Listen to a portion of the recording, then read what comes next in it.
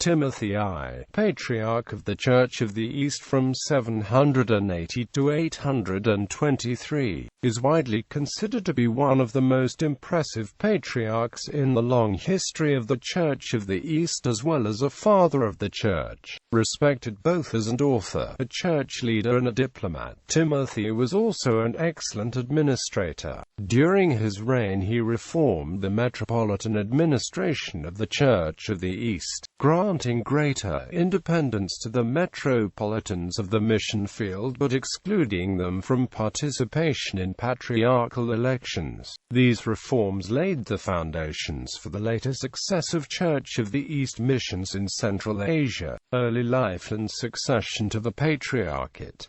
Timothy was a native of Hazar in Adiabene. As a young man, he studied under Abraham Bar-Dashandad at the school of Bashisho in Sapsapa in the Aqra district. He later became bishop of the diocese of Beth-Bigash in the metropolitan province of Adiabene, winning the respect of Abu Musa ibn Musab, the Muslim governor of Mosul, and his Christian secretary Abu Nuh al-Anbari. On the death of the Patriarch Nanasho II in 778, Timothy used a judicious mixture of bribery, deceit and murder to secure his own election as Patriarch. One rival for the post was the elderly Isho Yhb, the superior of the monastery of Bethabe, and Timothy first frightened him by advising him that he might not be fit enough to survive the intrigues of high office, but honored him by offering him the position of Metropolitan of Adiabene. A second potential rival, Gawagas, was nominated at a synod convened by the Bishop Thomas of Kashgar in the monastery of Marpithan in Baghdad.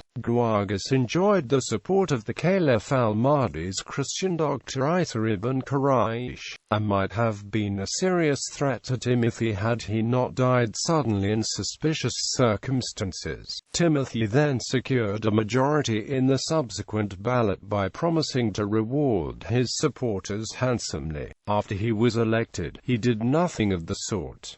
Those who complained were told, "The priesthood is not sold for money." These tactics were not forgotten by his opponents, and an opposition party led by the Metropolitan Joseph of Merv held a synod in the monastery of Bethel, in which they excommunicated Timothy and replaced Isho Yhb as Metropolitan of Adiabene by Rustam, Bishop of Nitha. Timothy retorted with the same weapon and deposed Joseph of Merv, who, failing to find redress from the Caliph al-Mahdi, converted to Islam. Further rounds of excommunications led to rioting in the streets of Baghdad by the city's Christians. The opposition to Timothy was finally stilled by the intervention of Isa ibn Quraysh.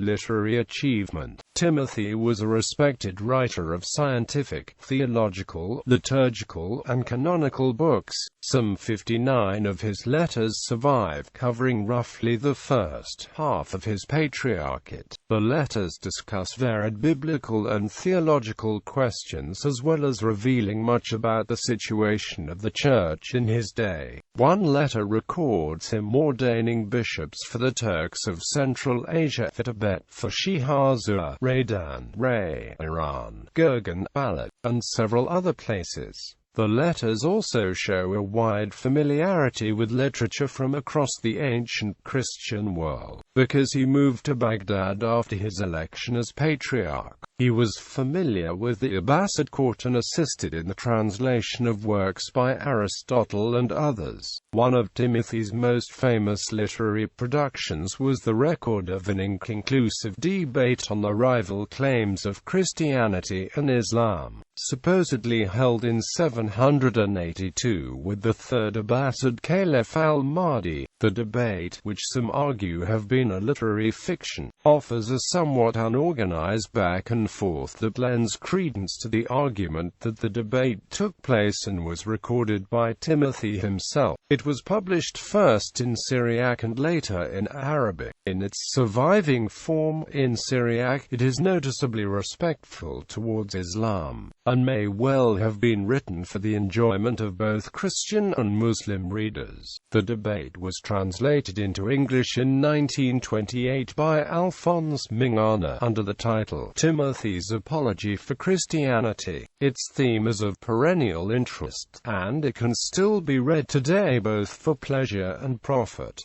Interest in missionary expansion. Timothy took a particularly keen interest in the missionary expansion of the Church of the East. He is known to have consecrated metropolitans for Damascus, for Armenia, for Dalam and Gilan in Azerbaijan, for Ray in Tabaristan, for Sarbas in Sigistan, for the Turks of Central Asia, and for China, and he also declared his intention of consecrating a metropolitan for Tibet. He also detached India from the metropolitan province of Fars and made it a separate metropolitan province. He sent the bishops Mar Saba and Mar Proth to India, who were instrumental in constructing a number of churches for the St. Thomas Christians.